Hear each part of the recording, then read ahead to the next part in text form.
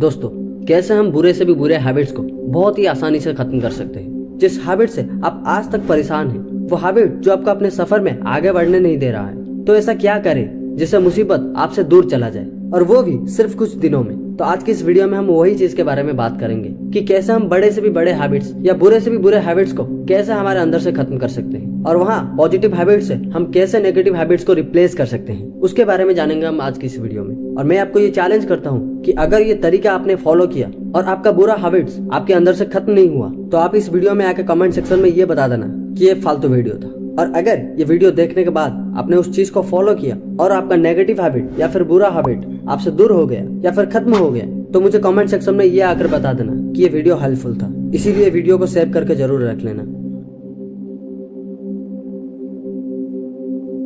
दोस्तों, एक आदमी जो हमेशा नशे में डूबे रहता था, वो जितने भी पैसा कमाता था वो सारे पैसे को वो रोज दारू पीने में खर्च कर देता था। और उस आदमी की एक खूबसूरत और इंटेलिजेंट वाइफ भी थी, लेकिन ये सब होने के बावजूद भी वो नशे में डूबे रहता था। उसकी पत्नी जितनी भी कोशिश कर रही थी और जितनी भी समझाने की कोशिश कर रही थी, उसकी बातों को वो मान नहीं रहा था। तो जब ये होते हुए उसकी पत्नी ने देखी, तो वो उसके दिमाग को इस्तेमाल की, क्योंकि वो इंटेलिजेंट थी। इसीलिए किसी भी सिचुएशन को कैसे टैकल किया जाता है उसको अच्छे तरीके से पता था। इसीलिए वो उससे झगड़ा नहीं की, ऐसा कुछ नहीं की जैसे उसके पति को गुस्सा आ जाए और वो उसे मारे। जैसे हम देखा है कि जब भी कोई आदमी नशे में डूबे रहता है और अगर उसका पत्नी उसे मना करती है दारू पीने के लिए, और ऐसे जब वो बार बार करती है, तो उस आदमी को गुस्सा आ जाता है और वो उस समय उसके पत्नी को बहुत मारता है, और ऐसे बहुत ही झगड़ा होता है और बहुत सारा अलग अलग चीजें भी होता है। लेकिन उस औरत ने ऐसा कुछ नहीं की, वो सिर्फ अपने दिमाग को इस्तेमाल की और ये सिखाई कि कैसे बड़े से भी बड़े प्रॉब्लम को बहुत ही आसानी से हम फेस कर सकते हैं। अगर हमारे पास वो नॉलेज है, वो तरीका है, वो आइडिया है जो हम आज जानने वाले हैं इस वीडियो में, उससे हम किसी भी मुसीबत से बहुत ही आसानी से निकल सकते हैं, खुद को और दूसरों को भी।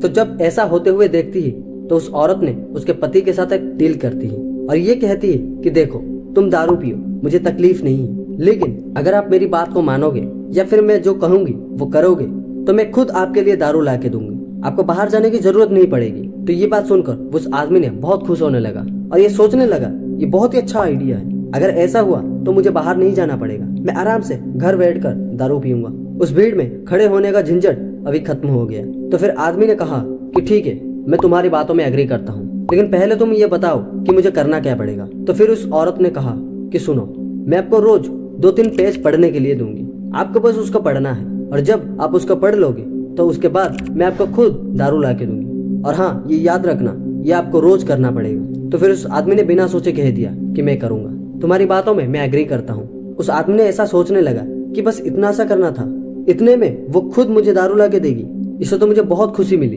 तो ऐसे पहले दिन उस औरत ने उसको 2 पेज की कुछ लिखी हुई स्टोरी दी उसको पढ़ने के लिए, और वो आदमी ने उसको आसानी से पढ़ लिया। और उसको पढ़ने के बाद उस औरत ने अपने पति को एक छोटा सा ग्लास में कुछ दारू ला के दी और उसको उस आदमी ने खुशी से पी लिया। फिर दूसरे दिन भी उस औरत ने ऐसा ही की, और ये 3 से 5 दिन तक चला रहा।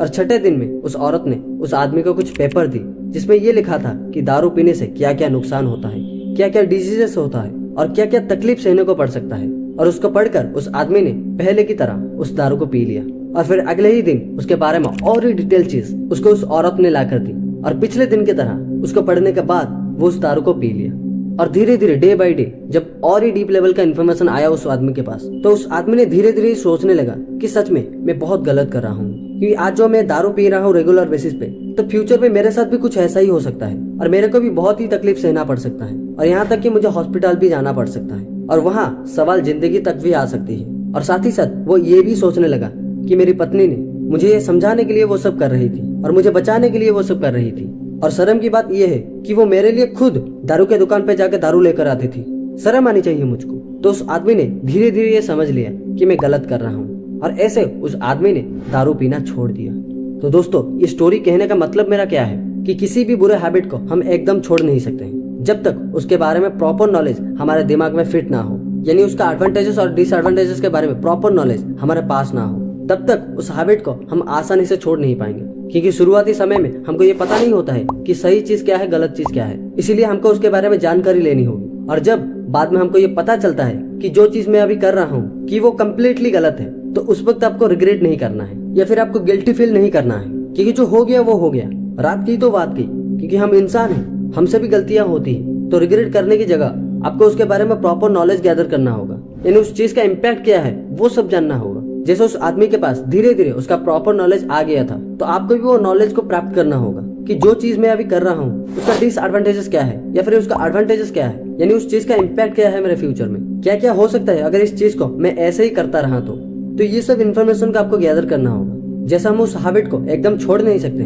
इसीलिए कुछ ऐसे हैबिट्स को अडॉप्ट करना होगा जो हमारे लिए फायदेमंद है, और उस अच्छा हैबिट्स को उस बुरे हैबिट्स के साथ कंटिन्यू करना होगा। और जब धीरे धीरे आपको उस दोनों चीज के बारे में सही जानकारी प्राप्त हो जाएगी, यानी उन दोनों हैबिट्स को फॉलो करने का फायदा और नुकसान के बारे में पता चल जाएगा, तो फिर आप अपने आप ही उस बुरे हैबिट्स को छोड़ने लगोगे और अच्छे हैबिट्स को अडॉप्ट करने लगोगे। तो अगर आप ऐसा करते हो तो आप धीरे धीरे अवेयर होते जाओगे और सही और गलत चीज को पहचानना सीख जाओगे, और आप खुद को उस बुरे हैबिट से बहुत दूर रख पाओगे और अपनी लाइफ को प्रोडक्टिव बना पाओगे।